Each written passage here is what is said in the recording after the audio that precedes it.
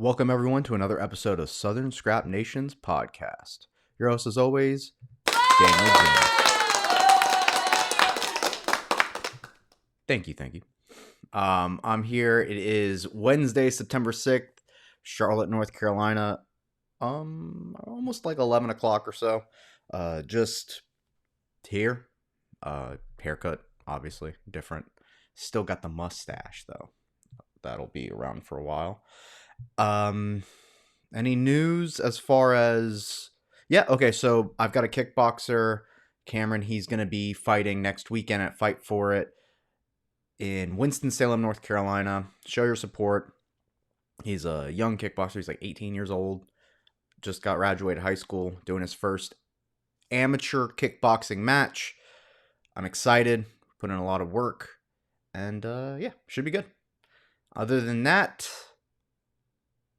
no, nothing. So we're going to be going over what happened this past weekend in UFC Paris, talk about the winners and what's next for them. As far as just the event itself, I feel as though... God, this side is bothering the hell out of me. Talk about the event as a whole, and then we'll get into UFC 293, Israel Adesanya versus Sean Strickland in Australia. But before we do that, remember to like and subscribe to the podcast on YouTube. Video, I was thinking about doing the audio maybe again, just putting the audio back out there of just the, I mean, it's such a visual, being able to watch the breakdown of the actual fight. I understand for some people they like to listen to this. So we'll see. Maybe I'll put it back on. It's probably a better idea. I'll probably put it back onto iTunes. But that being said, make sure to watch the videos. Like and subscribe to the YouTube. We got visual cues. I can do the whole pointing and stuff. Oh, and then you guys can see exactly what I'm talking about. Also, my Funkos. You get to appreciate those in the background. All right, so let's get into it before I just keep ranting. Let's go. Let's talk about UFC Paris first.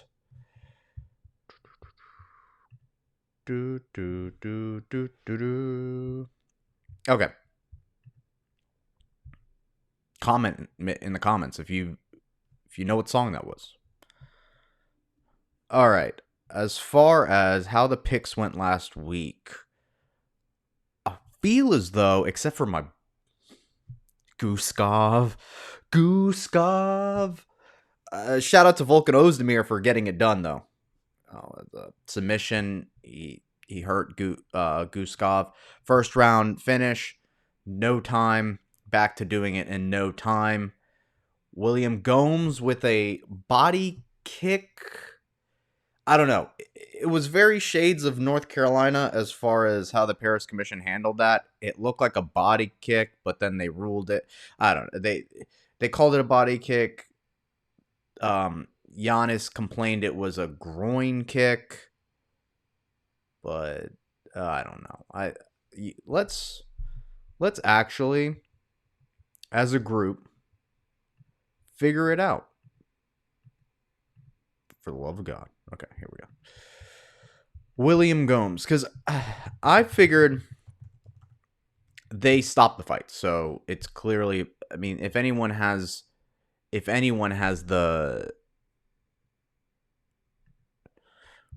hold on, making sure there's no volume. Okay, so if anyone has a good look at where that kick was, it's gonna be the person in the ring.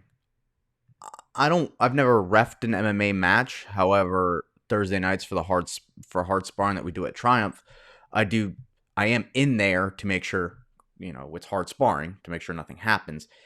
And I could understand not seeing the kick because there is a lot happening.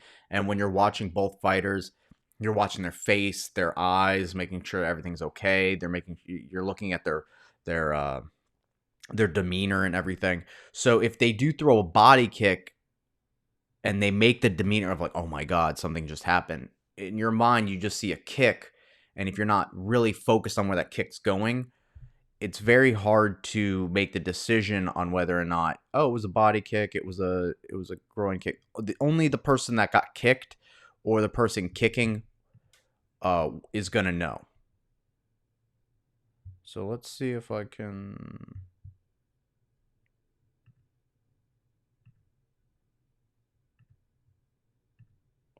Okay, so this person does a pretty good job of slowing it down. So,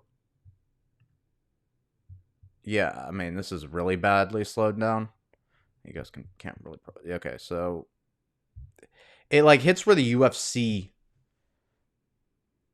Where the UFC logo is. Is that a low blow? Not technically is it a low blow, but I can understand that it affecting the cup and maybe the cup moving. And it looks like the cup does move. And for those boys listening, when a cup moves, there is a chance that the cup hits the jewels. And if the cup does it, then that could be the reaction he's getting. If we're going off of Usyk vibes, that's definitely a low blow. I'm calling that low blow. That's not a KO. If I'm William Gomes, I'm saying I'm the most accurate kicker of all time. Talking about kickers, Morgan Charry kicking his way to victory. And then Benoit Saint-Denis really showing that he's a problem in the lightweight division. Just steamrolling through Thiago Moises. He steamrolled through Thiago, but it doesn't make me feel confident in his ceiling. So the way he did it was impressive because Thiago Moises is a very talented fighter, and he's been in there with some of the best guys. I mean, the best guy in the division. He's been in there with Islam. So to have a guy just go in there and TKO him is a big deal. That being said, the way he did it wasn't like a technical... Yeah, he just smashed it. Like the reason why I say this, and I'm not taking away from his performance because it is a big... I mean, you saw the numbers.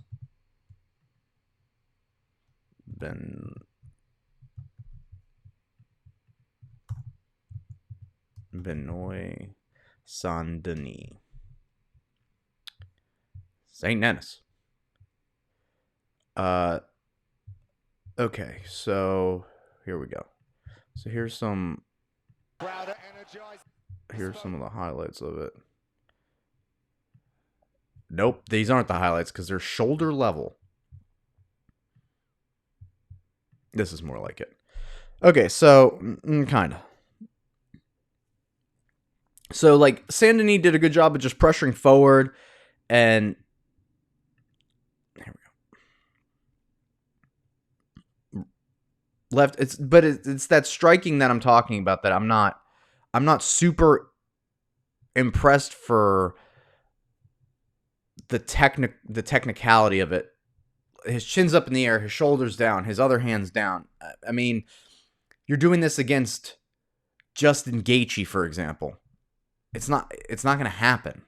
You're doing this against some of the top 5 guys, and I'm not saying that maybe he's ready for that just yet, but you're beating Thiago Moises.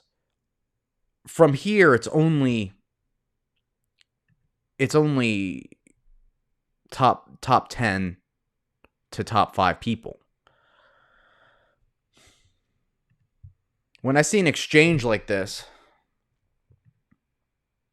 wild, hands are down, just he's trying to bully Thiago, trying to make him make it, and then taking shots without any real setups, hands down, and just shooting. I understand that he put Thiago into the spot, and he's got the crowd of Paris behind him. But yeah, getting caught like that, anyone else in that division is putting you down. Or they're shooting on you and taking you down. I think that Thiago Moises he did a very good job. He got the decision, he got the knockout, KO, TKO, finished him. Oh. Nope. Sorry about that. So anyway, he got the KO, got the win. In my mind, I think that he needs another step up, but not super fast. Let me see if I can UFC rankings lightweight. Sorry, Madre is calling me. Okay, so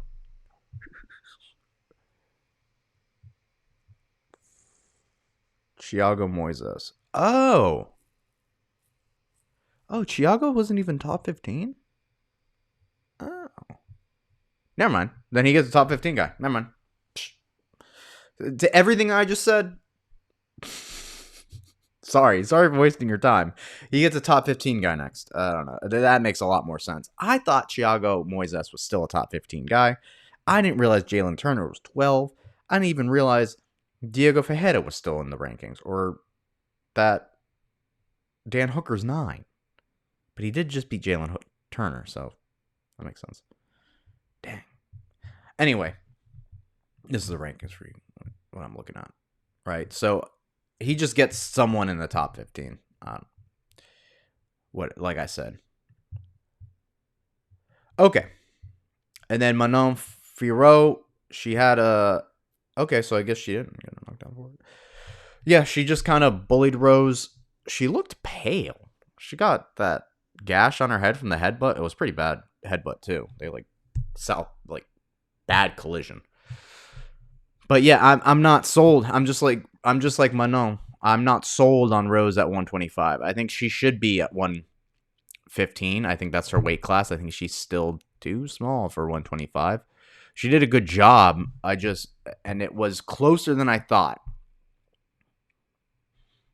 But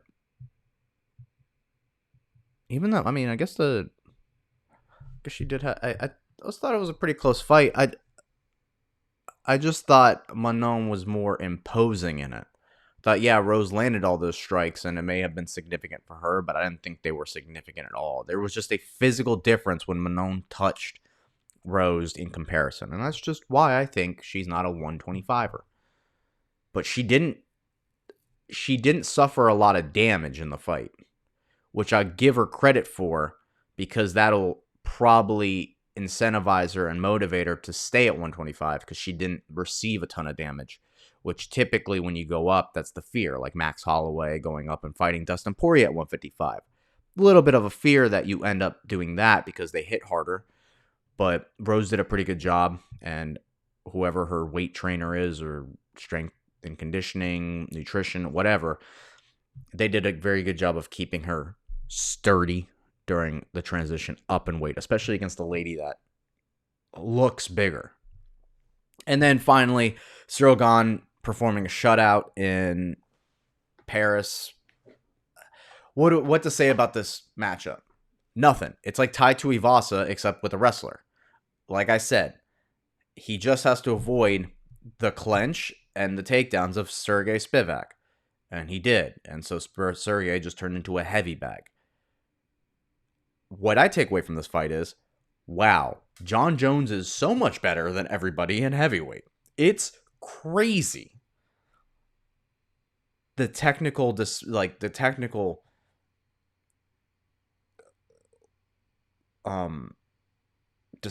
between Cyril Gane or Jon Jones, right? And then Cyril Gane / Tom Aspinall / Sergey Pavlovich, those guys. And then even more so with like Tai Tuivasa, Derek Lewis, Sergey Spit, like the other top 10. It's just so crazy, the skill difference. John took Cyril out in a round. And it's like, oh, well, maybe Cyril's takedown defense got better. Yeah, maybe. But that doesn't take away from what Jon, because Jon's takedowns that he did on Cyril Gane aren't like, oh man, Cyril defended a single leg. No, man, it was chain wrestling. In order to get better at that, it's going to take longer than just one more camp. Let me see if I can even pull up some of the takedowns, like even because what I want to see is I want to see if there's any even takedowns that he attempted. Okay, yeah, okay. So here we go. So Sergey, first, head down, reaching. Clearly, Gon's going to defend this takedown. And even then, Gon's takedown defense right here is awful. If Sergey just got a head to one side, like got this head to either his right pocket or his left pocket, he's taking Cyril's back. But he's diving on the leg. Like you're diving because you don't want to strike with this man, not because you can strike with him and then feel comfortable enough to close the distance and then go for a takedown. No, you're striking in fear and shooting in fear. And when you shoot like that, this takedown defense is like, okay, sure, you're pushing on the head. That's what you're supposed to do day one. But it's not technical. There's nothing about this there's nothing about that takedown defense that makes me go, you know what? He and John Jones should fight again. No, he still has so much work to do. Look at it, and he just turns into a heavy bag, and then he knees the body. And this is just what Spivak did the whole time. He throws one jab, and then he gets like hit 3 more times after. And he's like, I don't want to keep doing this. And then he just circles around. The guy that wrestled is now walking backwards, shelled up, taking damage. And how are you going to... What's the plan? You're going to take a shot to land a shot? He's not going to be there. You should know this. He's one of the best fleet-footed fighters in the UFC, even at heavyweight. That the idea that you're just going to counter, okay, cool leg kick, awesome. Boom. 3 shots. All right. Let me get to the... So he had that one takedown defense, and then or takedown attempt, and then from there it was just... Yeah. Yeah, look at how... It's not that John has good takedown defense. So John does all the other prior work, that he's comfortable striking with Cyril Gane, that he's not afraid of closing the distance and being technical enough that he doesn't have to shoot crazy shots like that. He grabbed the leg. Cyril actually missed the punch. So it was John making Cyril miss in order to get a body lock and then dragging him down to the ground intelligently, not trying to run a double or run a pipe or do these big athletic movements that you don't have the reps behind. Or the reps doing. It's a lot easier to just get a body lock and drag someone down, which is what John did. And then anytime Cyril, and then there was a little bit of technical wrestling because, Cyril defended and then John switched the hips and drove it. Point being is, I had to rewatch the Cyril and John fight because you're only as good as your last fight.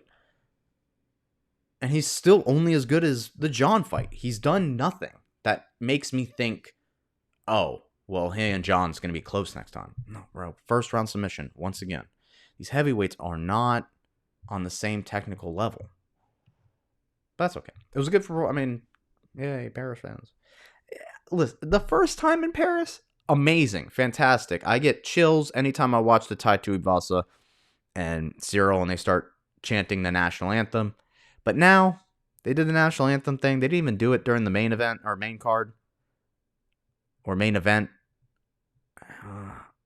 I'm just like, okay. The passion's there, but it doesn't give me the same chills. All right, let's get into the morning news. Weekly news, obviously there's stuff going on because Sean Strickland versus Izzy's happening. And we all love that. Also, UFC 5 gets announced today. We get to see... Oh, wait, no, tomorrow. We get to see gameplay tomorrow. So for all those that are watching or playing those games, it better be good. It's rated M. I don't know if it's rated M because the ESRB ratings are softer, or if it's rated M because like the game's rated M. Okay, here we go. Dana White clarifies Sean Strickland and fan interaction and says he won't be punching people anymore. Okay.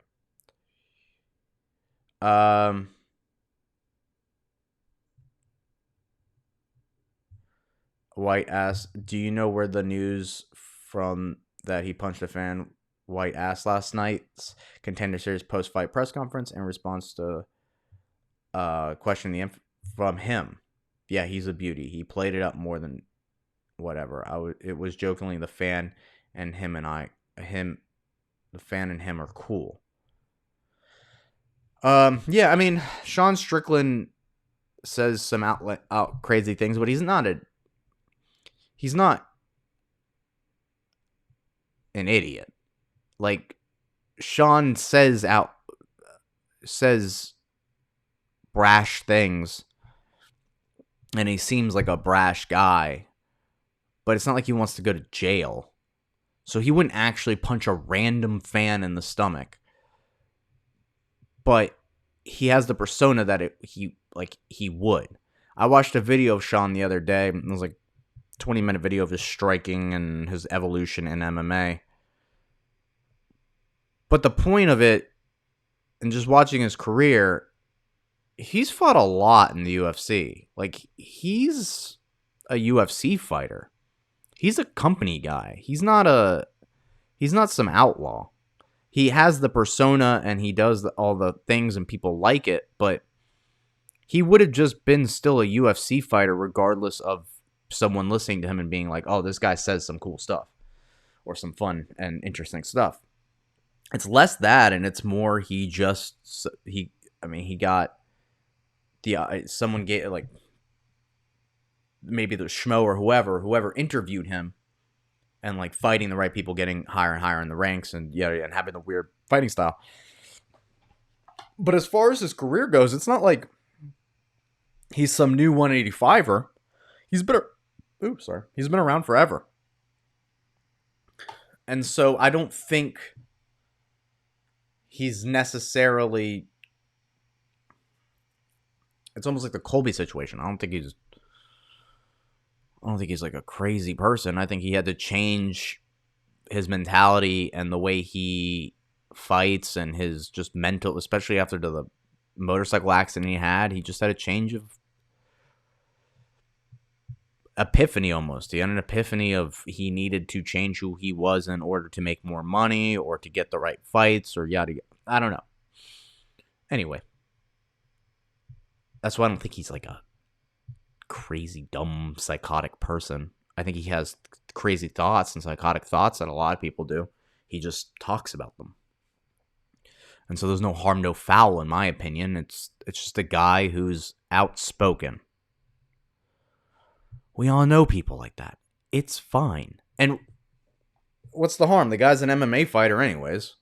And if you are in MMA gyms and you are a fan of MMA, you can claim to be offended by these things. But also, what MMA gym are you going to that you don't hear these things on a regular basis? Right? And if you're like, oh, well, I go to this, I mean, it's just like, been around the world. The talk is all the same. That's why I love this sport, is you can go literally around the world and you don't feel like you change anything. You can travel globally because fighting speaks the same everywhere. And if you feel like what Sean Strickland's saying is a little bit too much, and people in my MMA gym, then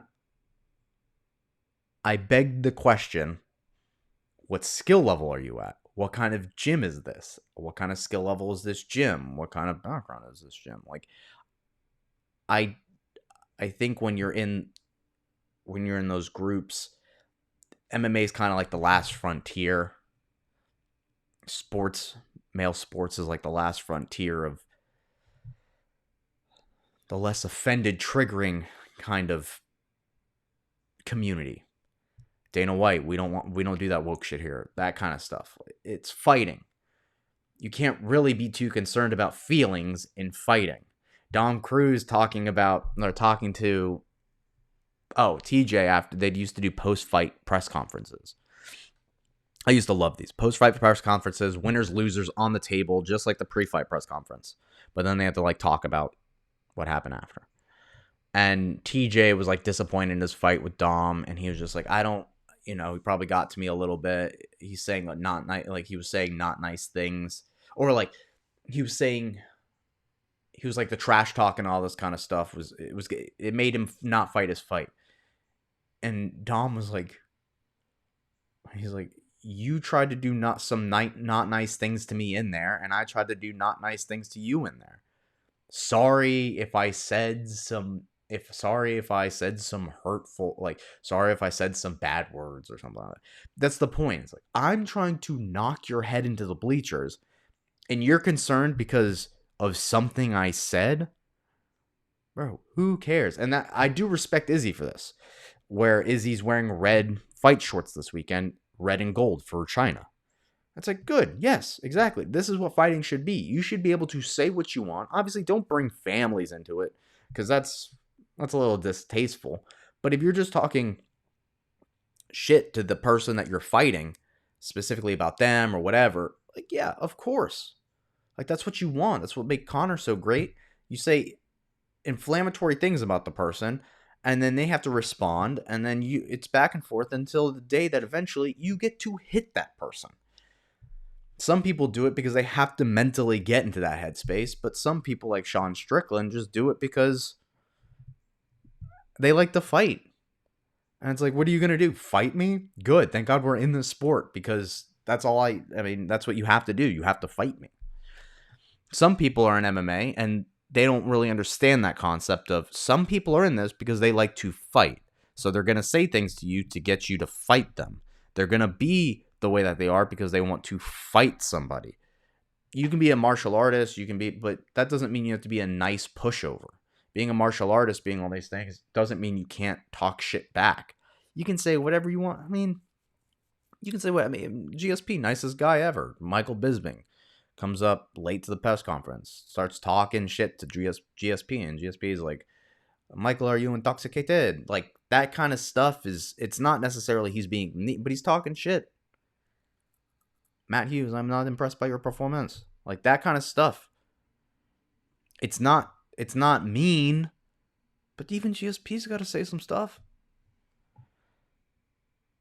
I thought Brenson Ribeiro, Brenson Ribeiro headlines and like gets 5-fight contract because of his knockout. That would be crazy. Oh my God, what a knockout. Immediate 5-fight contract. Reacts to PFL reports, why on God's green fucking earth would anyone buy Bellator?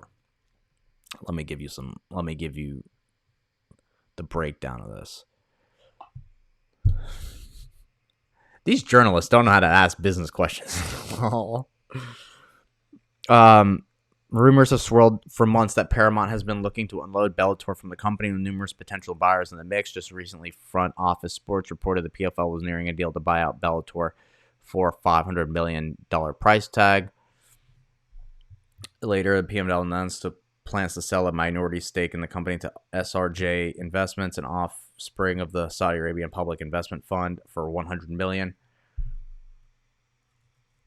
Which, by the way, if people don't know, in the global world, Saudi Arabia got invited by the BRIC nations in order to join BRIC. So American companies selling to potential BRIC companies, to me, is a little bit of a red flag. And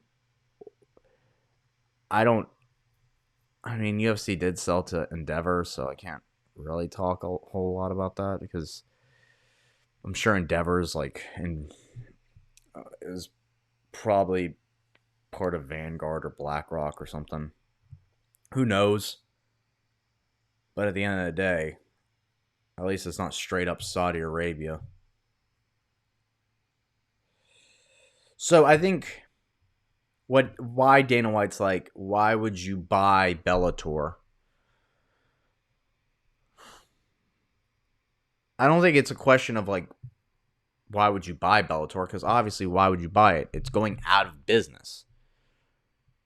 But there are fighters in the roster that you would like to buy. It would be the same way that UFC bought Strikeforce. They didn't buy Strikeforce. They bought like the shell of it. So they have all like the prior fight, like it's all under them. And Pride, same thing. Like they bought the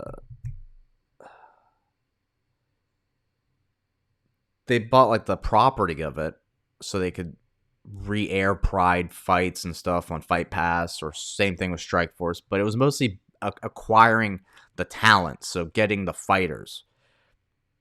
I don't see the UFC buying Bellator and then trying to keep Bellator alive, but it would be more like acquiring the talents and then somehow sneakily coming in at the end and then signing a deal where they get all of Bellator's fights that they can stream from Paramount, if they want to do that. Or if Bellator just, it comes to ESPN Plus anyways. I don't know. It's more just the roster, and that's what I'm saying. It's not... Yeah, why would you buy Bellator? That doesn't make any sense. Why would you buy Bellator? Just get the talent that comes with. Just like get the talent around them. They're gonna dissolve anyways, and their contracts are gonna go up anyways. So just get the fighters.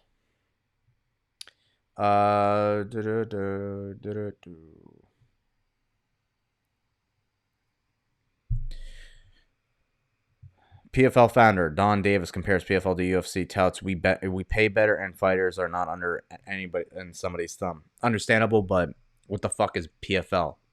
Is the majority of what people would say. So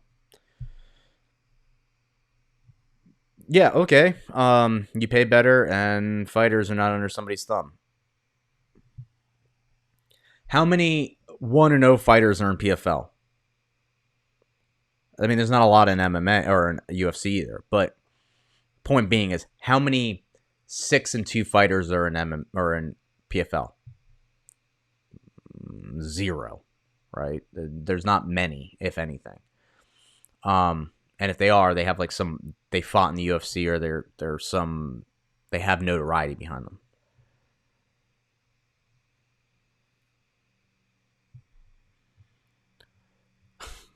Israel Adesanya psychoanalyzes insecure Strickland. He's a bitch.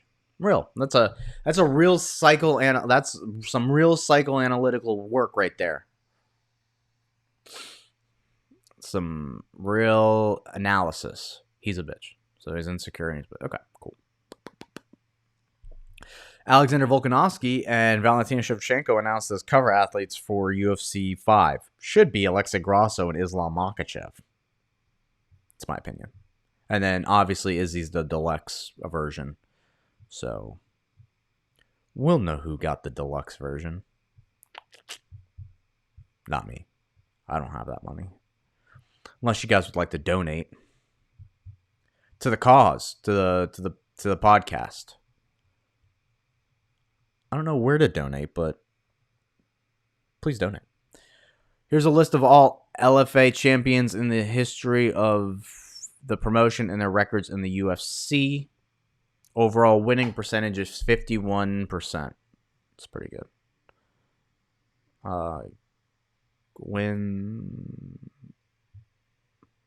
It's pretty good, but then you get ones like this, and this, and this, and this.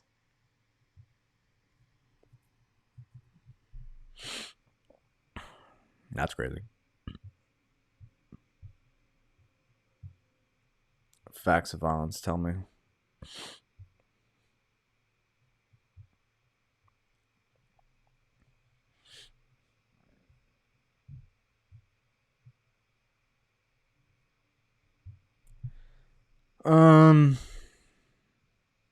I'd love to see Eddie Alvarez come back just to fight these guys again.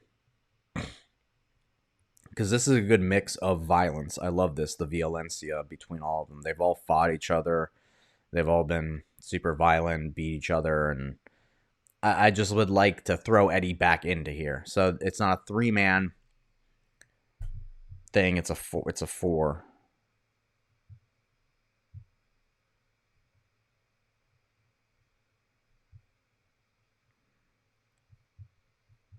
Why are we doing this? Why are we doing this MMA fighting? I know why we're doing this, but why are we doing this?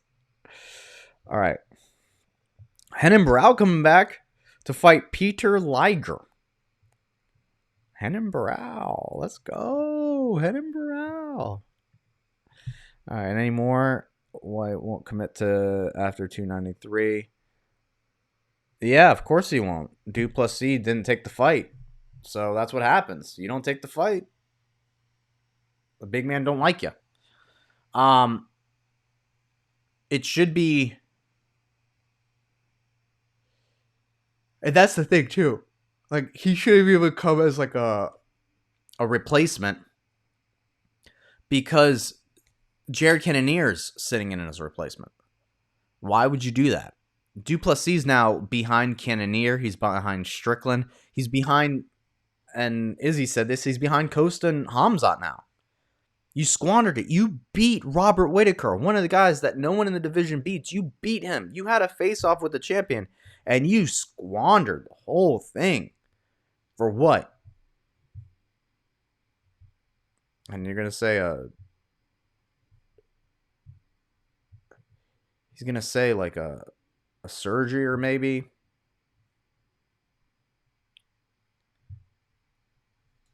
But I feel like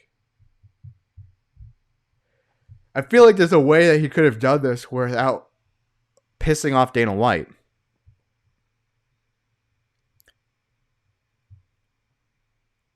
You know how much I love guys who turn down fights.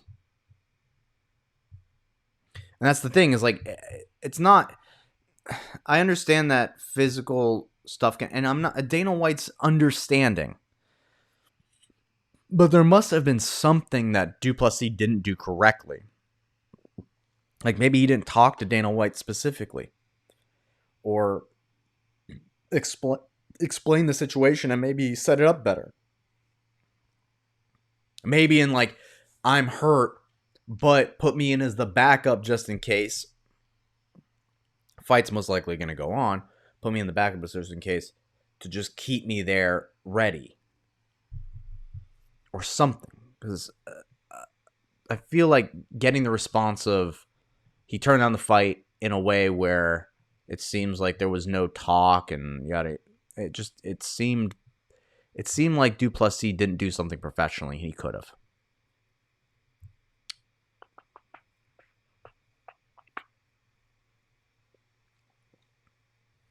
All right, let's go ahead and get into the fights. But first, remember, check the podcast out.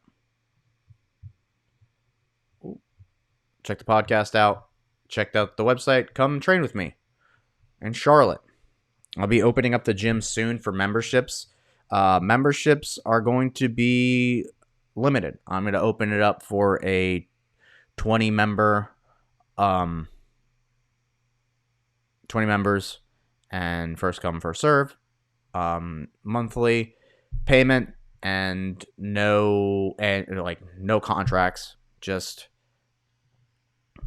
full gym membership, weights, sauna, pad holding with me, training with me, all at the nice, I'm thinking, convenient price of $160, $65, $165 a month.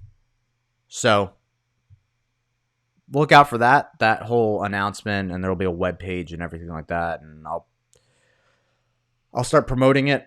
But I'm looking to start opening up the gym in a full membership scenario, situation, whatever. Let's go ahead and start talking about the fights. Okay, fights this weekend taking place in Australia. in Sydney. So in the prelims, I'm just gonna shout out a lot of like the New Zealand / Australian fighters that are fighting on the card because they deserve it. Now it's their city, and a lot of the fights are gonna be kind of favored towards them, and why not? Just like this fight, Shane Young versus Gabriel Miranda, minus 166 plus 140. Shane Young, his last fight was against Builder, and he beat Builder, right? No, Builder beat him. Oh, Builder's last fight. So this is one of those things. Shane Young is on a 3-fight losing streak.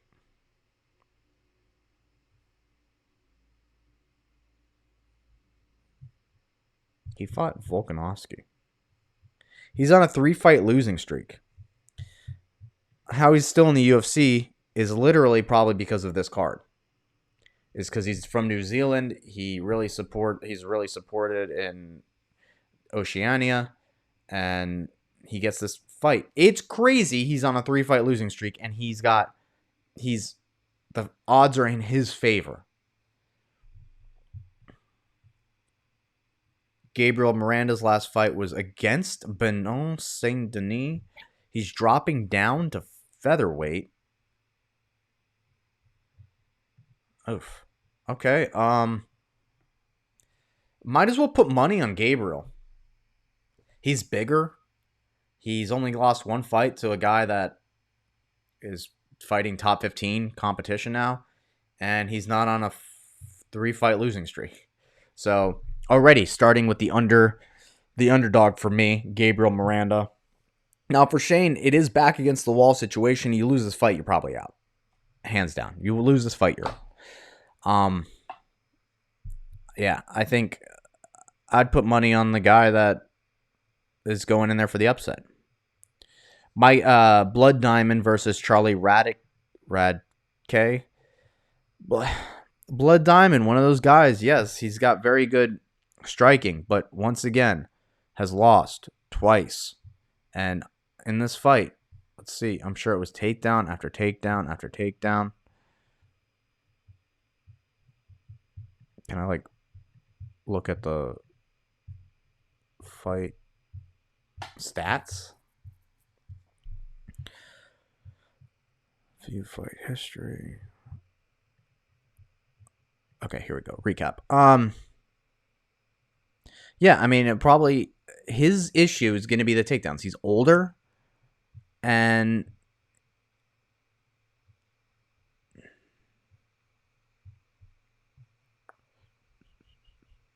okay, 3 takedowns. 3 takedowns a full fight. 1 takedown, and then 1 takedown first round. No takedowns the second round. Blood Diamond did better. Third round, 2 takedowns and just domination. Yeah, I think it's always gonna be his issue. If he doesn't fix the wrestling, he's gonna get taken down, and he's gonna get taken down in 1 round. There goes that round, and someone just needs to take him down in the first and second round, or first and third round. Chuck Buffalo. What kind of Lake Forest? He's 33. 3 first-round finishes, 2 wins by submission. Put your money on Charles Radke. Put your money on this dude. Blood Diamond is 40 years old. It's 34. They're around the same age, but it's just I have no hope in I have just no hope in a guy who's that strictly in stand-up. And doesn't and late to the game, clearly shows that he's not a striker with good takedown defense. All right, so shout out to more Australians coming up. But first, Nasrat Happersat coming back, finding Landon Quinones. Nasrat just had his last fight was against McDessie. Yeah, and he just smashed McDessie. If it's not one of these guys, Nasrat does such a good job. But it's like when he goes against the higher level competition, he suffers, and that's why Landon Quinones is 7-1-1, 5 knockouts.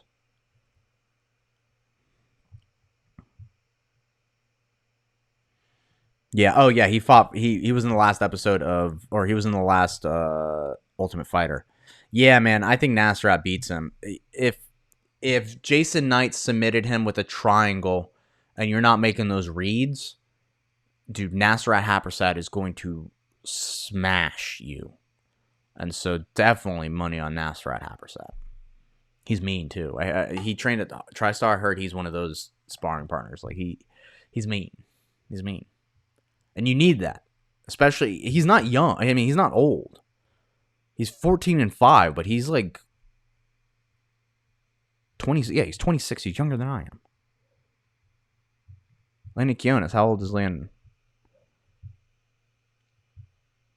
They should put their age. Their age is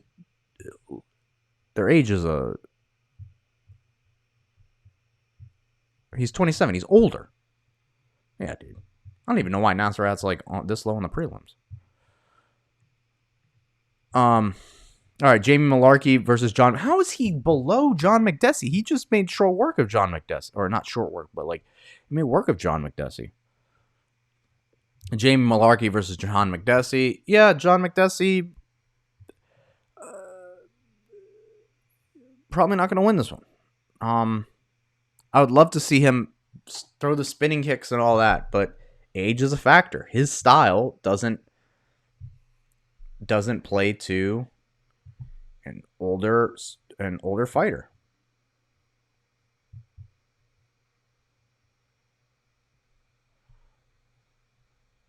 Yeah, beat Bahamundos. Good for him.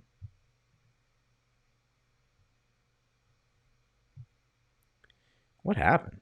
2019, 2020. Fights like once a year. Jamie Malarkey, on the other hand. Okay. He's at home. He beat Johnson. You know, he's down one fight. This is a good fight for them. Yeah, I think I think Jamie Malarkey wins. Obviously, favorite makes sense. I think his pressure style is gonna be a problem for John. John's gonna try to get space to strike, and Jamie's not gonna let him at all. Jack Jenkins versus Chepe Mariscal. Jack Jenkins beat Emmers in his last fight.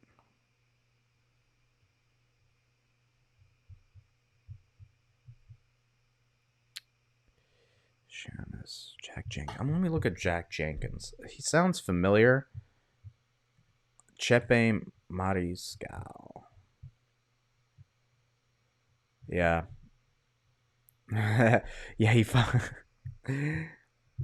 fought Trevor Peak, who he made quickly realize that his style is not going to work in the UFC. Let's get some Jack Jenkins highlights. Jack Jenkins is the guy that broke that dude's leg with a kick. That's right. That's right, dude. That's crazy. Jack Jenkins with the win. That's right, this dude.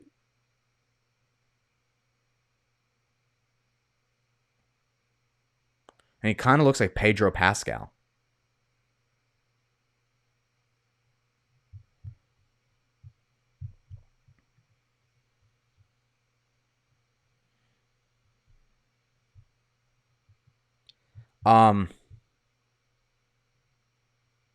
Yeah, I like Jack Jenkins. As far as he's very, he just sticks and moves. Oh my god. Chepe Mariscal. What I like about Chepe is he kept composed fighting Trevor, a guy like Trevor. He's just going to be, a forward pressure elevation fighter. Um, and he's going to do. Oh, he fought Bryce Mitchell. Whoa, that was on YouTube. YouTube, what the? Is Bryce Mitchell wearing makeup? And what happened? Bryce Mitchell beat him.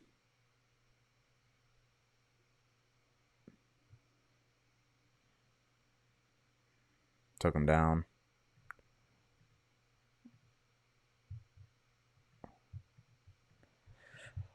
Yeah, so the forward pressure style of Chepe in fights usually would work, but I think against Jack Jenkins, Jack's gonna be a little bit too much. And yeah, if he can implement those low kicks on this guy that just wants to walk forward, then I think it's gonna be there for him all day. And then you have Carlos Olberg versus Dawan Jung. Dawan Jung. Yeah, yeah. If he got beat by Jacob, well, he beat Nzechiku, who beat Carlos Elberg, but Dustin Jacoby beat him. But Dustin Jacoby's good. No, wait. Did he not beat Carlos Elberg? I thought he did. Who am I thinking of? Who did Carlos Elberg lose to?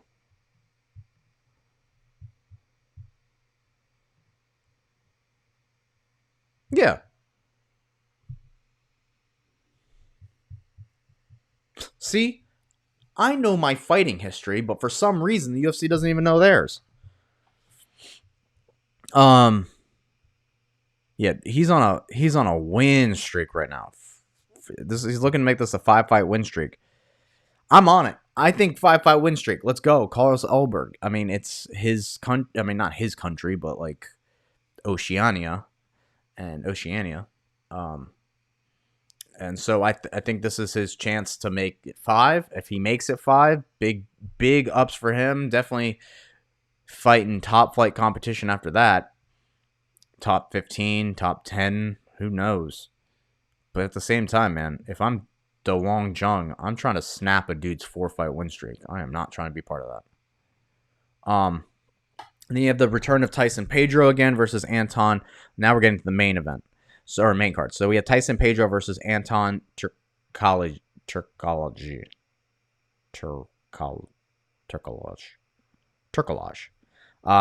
Yeah, these fights are made for the Australian fighters. Yeah, I think Tyson Pedro goes in there and outstrikes Anton. I don't know how the odds are like this. I think he just goes out there and makes it look easy. I think he just outstrikes him. Tyson Pedro's looked phenomenal since coming back after having all those surgeries on his knee. And not only has he looked fantastic, it looks like he has confidence in his. It looks like he has confidence in his striking, even though his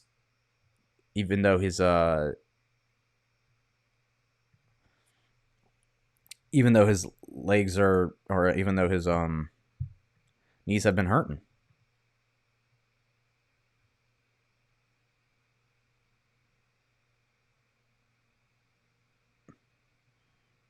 Wait, did he lose his last fight? I thought he won his last fight.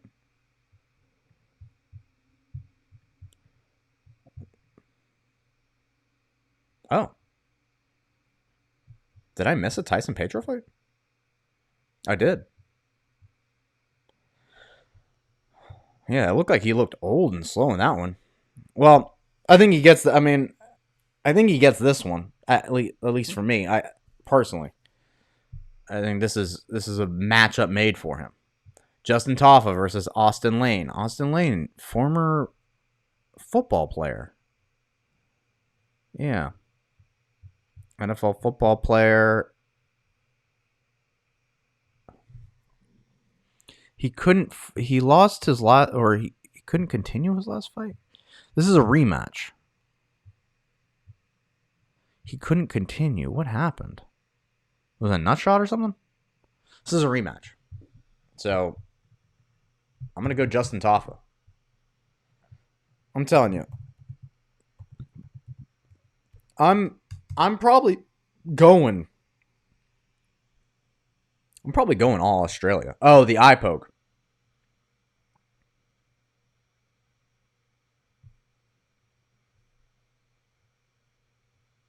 That's right, the eye poke.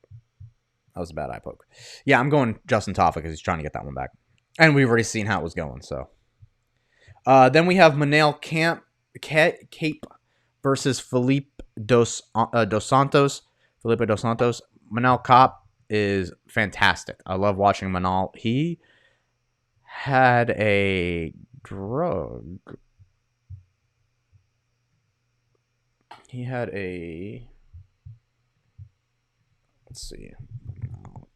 Cap tests positive.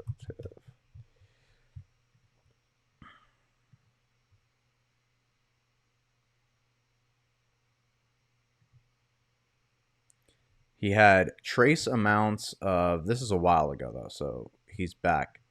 He's back fighting.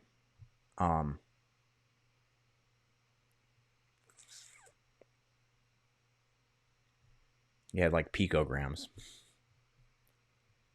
M3 metabolite, yada yada yada. Yeah, it's.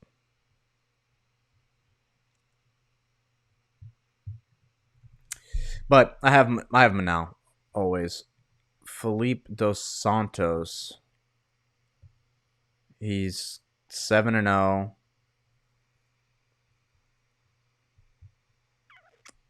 Oh, shoot the box. Yes, yes, yes, yes. I know who he's fighting. He is fighting one of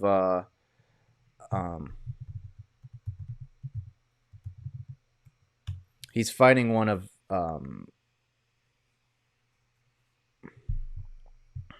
Charles Oliveira's teammates. And he's pretty good. He kicks a lot. He's tall for flyweight. He's big for flyweight. Oh, you know what?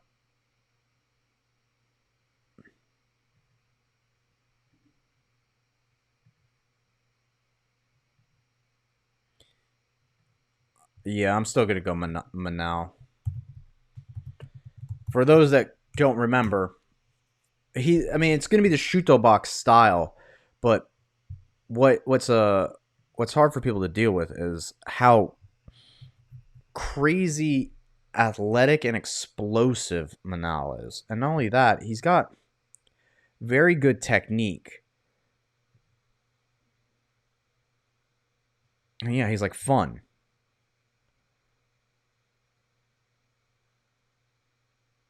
This kind of style, it's hard to deal with. He's got very good striking. He's from, he trains in Tiger. Oh, no, he trains at AKA Thailand. Let's show something a little bit more recent. He keeps his hands low. And see, O'Day is like one.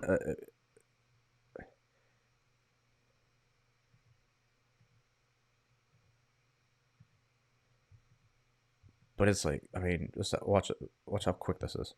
Boom, done. And it's gonna be something like that. I just have a feeling it's gonna be he touches Felipe Dos Santos and it's over. I don't know. There's something about him. He just has that it factor that when I watch him, I go, this guy might be the next champion. It's crazy. All right, then you have a heavyweight fight between Alexander Volkov versus Tai Tuivasa in the co-main event. I love this fight. However, I don't love it for Australia. I think Volkov's going to be way too much for Tai. Unless the only way Tai wins this fight is a Derek Lewis Hail Mary, the Australian way from down under. Other than that, I don't really see Tai beating Alexander. I think Alexander stays on the outside, hits him with teep kicks, body kicks, real Cyril Gane-esque kind of performance. And I think he stays away from Ty's big power. He hits him to the body a bunch, and when Ty starts to fatigue, that's when Volkov's going to start press him against the cage, dirty box him, elbows, knees to the body, hooks to the body, and just staying forward, chin tucked, and just pressing Ty forward. And I think we're going to get Alexander. I mean, it's rightfully so. He's the favorite. Makes sense. And then in the main event, we have Israel Adesanya versus Sean Strickland. And new? Do we get an and new? Possibly. Does Sean Strickland take Israel Adesanya down and then just like submit him? It's possible. It's not crazy to me that Sean finds a way to take Izzy down and submit him. I know everyone just points to the Pereira fight, but Izzy's not Pereira. Like Pereira's scary. So I can understand Sean in his loco mind just going forward. He's like, I got to just walk into the fire. I'm not going to get over this fear of this man if I just walk into the fire. And he did, and obviously it didn't work out in his favor. But I think Izzy to Sean is a little bit more human. I feel like he's not going to just walk forward with his hands down and do the Philly shell thing. I think he's going to actually game plan his way inside. If he doesn't, obviously his head goes straight back up, and I see Izzy hitting him with a 1-2 head kick and kicking his head into the stands and doing some TikTok dance on his grave. But if we get an educated and intelligent Sean Strickland in this fight, there is a chance that this man takes Israel down and uses his top pressure in his jiu-jitsu to either hold him down, and I'm not saying ground and pound to a victory. I'm saying like 5 rounds, maybe. It's Chael Sonnen. This is what I think. Chael Sonnen, Anderson Silva 1 vibes. That's what I'm getting from this fight. Chael Sonnen, Anderson Silva 1 vibes.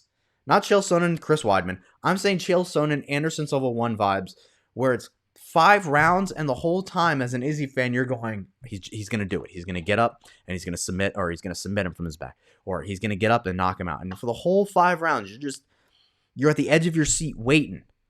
But for those 5 rounds, it's just Sean Strickland like a carpet, like a rug on Izzy. And it's going to suck. And as an Israel fan, you don't want to see it. But I have a feeling that might happen.